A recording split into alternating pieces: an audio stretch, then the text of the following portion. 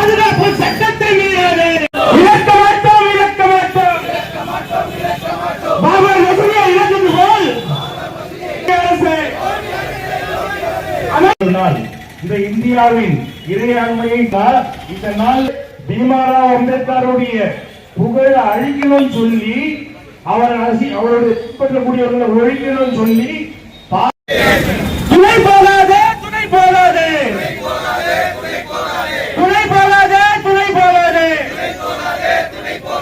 சட்டத்தை மீறும் பாசிசவாதிகளுக்கு துணை போகாதே, துணை போகாதே.